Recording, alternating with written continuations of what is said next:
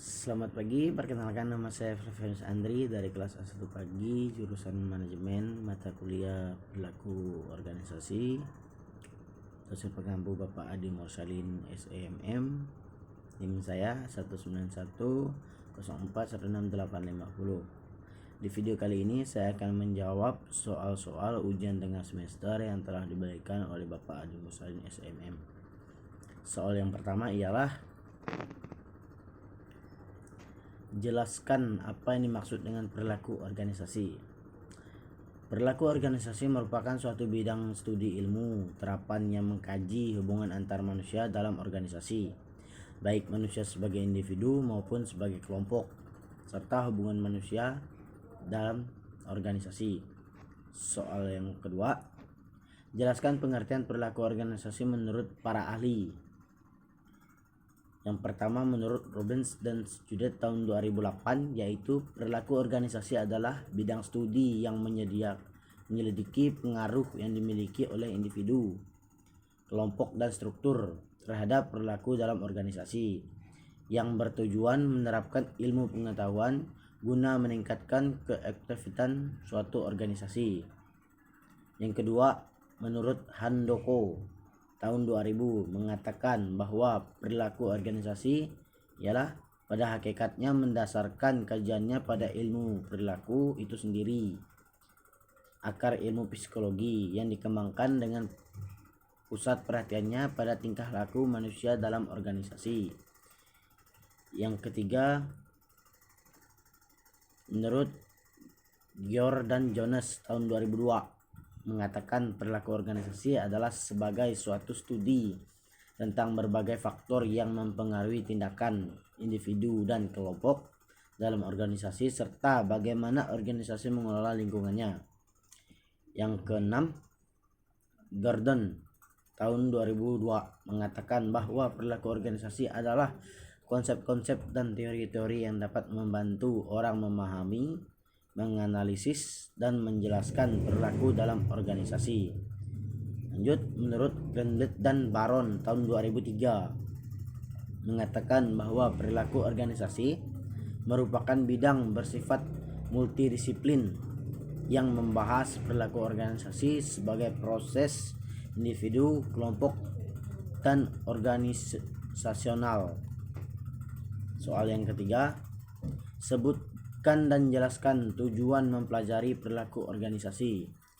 Menurut saya, tujuan mempelajari perilaku organisasi bagi para manajer yang diberi mandat oleh para pemilik organisasi yaitu mendeskripsikan, menjelaskan dan memprediksi serta mengendalikan perilaku manusia dalam organisasi agar tujuan didikannya organisasi dan tujuan orang-orang yang terlibat di dalamnya bisa tercapai secara optimal.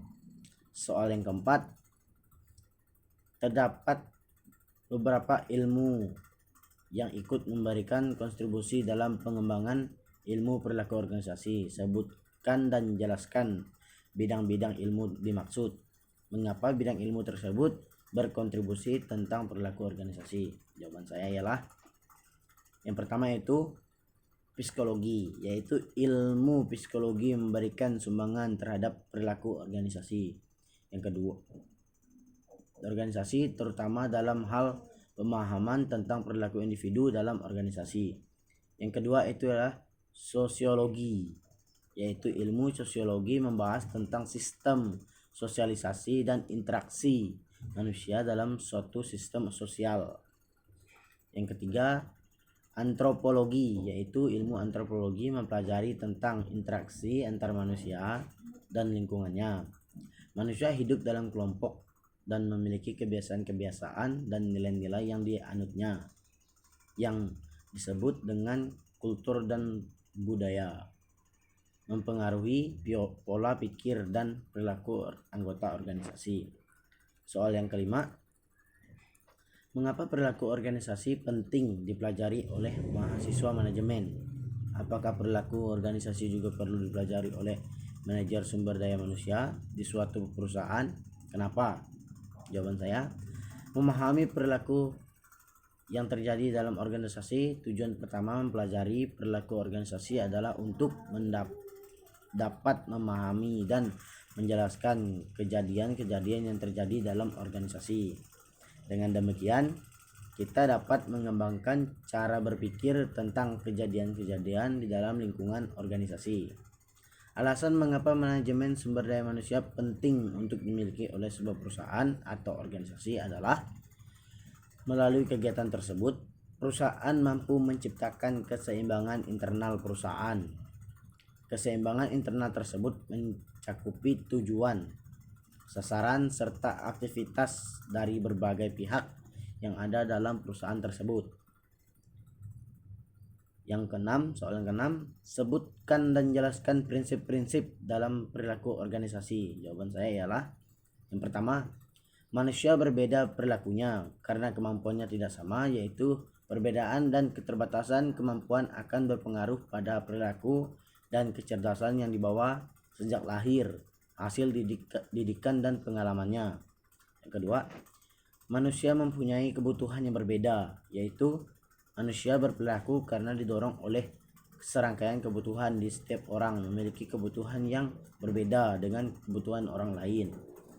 Yang ketiga, orang berpikir tentang masa depan dan membuat pilihan tentang bagaimana berkehendak, yaitu kebutuhan-kebutuhan dari setiap orang dapat dipenuhi lewat perilakunya masing-masing.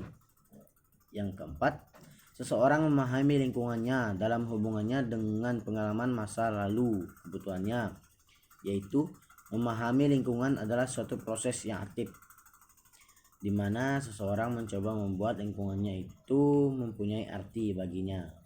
Yang kelima, seseorang itu mempunyai reaksi-reaksi senang dan tidak senang, dan ini akan menjadikan seseorang berbuat yang berbeda dengan orang lain di dalam rangka menanggapi sebuah hal. Keenam, banyak faktor yang menentukan sikap dan perilaku seseorang, yaitu adanya perasaan senang dan tidak senang. Soal yang ketujuh, jelaskan karakteristik perilaku organisasi. Jawaban saya ialah perilaku, yaitu fokus dari perilaku organisasi adalah perilaku individu dalam organisasi. Untuk dapat memahami perilaku organisasi, maka harus mampu memahami perilaku berbagai individu dalam organisasi. Yang kedua, struktur, yaitu struktur dari organisasi dari kelompok. Struktur berkaitan dengan hubungan yang bersifat tetap dalam organisasi, bagaimana pekerjaan-pekerjaan dalam organisasi dirancang, dan bagaimana pekerjaan-pekerjaan diatur dalam organisasi. Yang ketiga, proses, yaitu proses organisasi berkaitan dengan interaksi yang terjadi antar anggota organisasi. Soal yang kedelapan, coba saudara jelaskan pendekatan-pendekatan yang digunakan dalam perilaku organisasi apa-apa saja. Jawaban saya ialah pertama, pendekatan sumber daya manusia, yaitu untuk membantu pegawai agar berprestasi lebih baik, menjadi orang yang lebih bertanggung jawab. Kedua, pendekatan kontingensi, yaitu pendekatan kontingensi mengandung pengertian bahwa adanya lingkungan yang berbeda mengkehendaki praktek perilaku yang berbeda pula untuk mencapai keefektifan. Ketiga, pendekatan produktivitas, yaitu pendekatan produktivitas sebagai ukuran seberapa efisien suatu organisasi dapat menghasilkan keluarga yang diinginkan. Yang keempat, pendekatan sistem, dan terutama diterapkan dalam sistem sosial, di mana di dalamnya terdapat seperangkat hubungan manusia yang rumit yang berinteraksi dalam berbagai banyak cara. Soal yang ke-9, apa yang Anda ketahui tentang perilaku individu dan nilai-nilai? Jawaban saya, perilaku individu adalah cikal bakal dari perilaku organisasi. Perilaku organisasi merupakan gabungan atau totalitas dari perilaku individu-individu dan lain-lain yang ada di dalam organisasi. Nilai-nilai adalah sekumpulan nilai yang dianggap baik dan berharga bagi kehidupan manusia. Setiap konsep dianggap bernilai adalah jika memiliki arti kebaikan dan berguna bagi individu. Saya ulangi, nilai-nilai adalah sekumpulan dari nilai Nilai adalah segala sesuatu yang dianggap baik dan berharga bagi kehidupan manusia.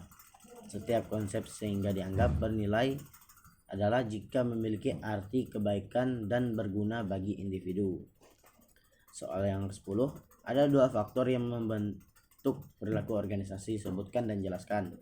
Yang pertama itu ialah faktor internal, yaitu semua faktor yang berasal dari dalam diri individu seperti motivasi, persepsi, minat, kebiasaan, dan sebagainya yang mendorong individu berperilaku.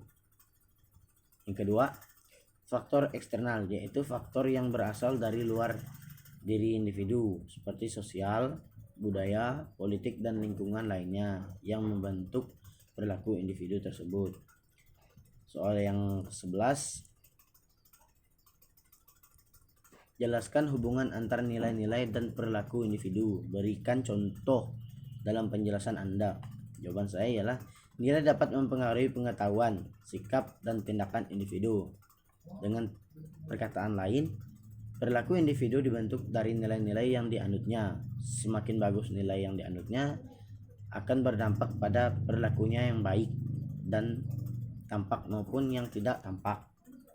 Soal yang ke-12 ialah apa yang dimaksud dengan keberagaman dalam organisasi, dan jelaskan jawaban Anda. Jawaban saya ialah keberagaman dalam organisasi merupakan suatu hal yang sangat penting saat ini. Dengan keberagaman, organisasi dapat memperoleh berbagai pandangan, kemampuan, dan berbagai hal untuk mengatasi permasalahan organisasi atau perusahaan, serta dapat meningkatkan efektivitas perusahaan. Soal yang ke-13 ialah sebutkan dan jelaskan jenis-jenis keberagaman dalam organisasi. Jawaban saya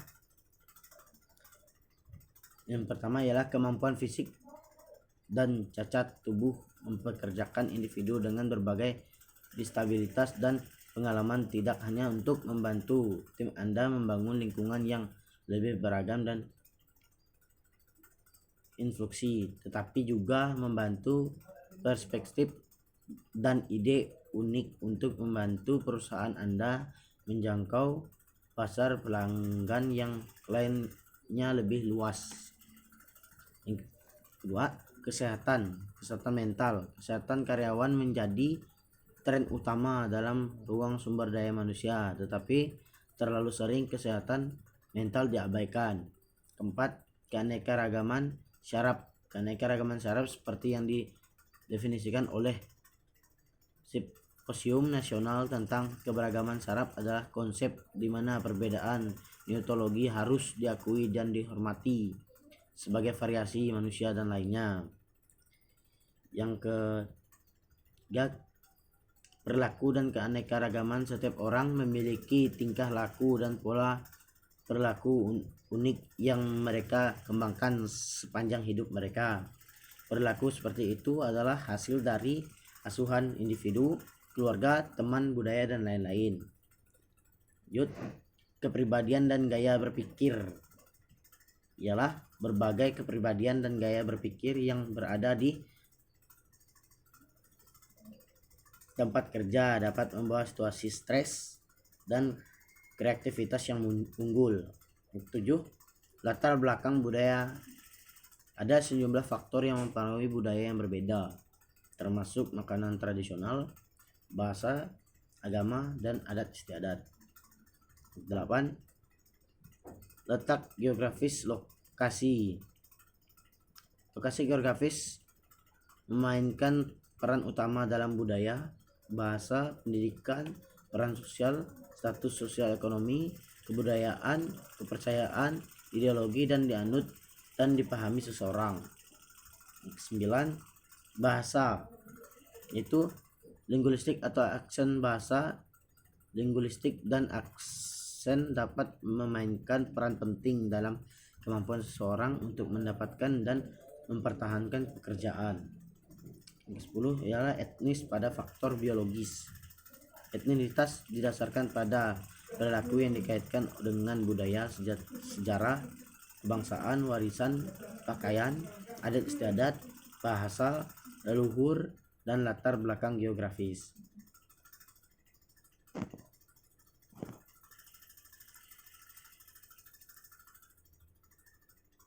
Lanjut, soal yang ke-14.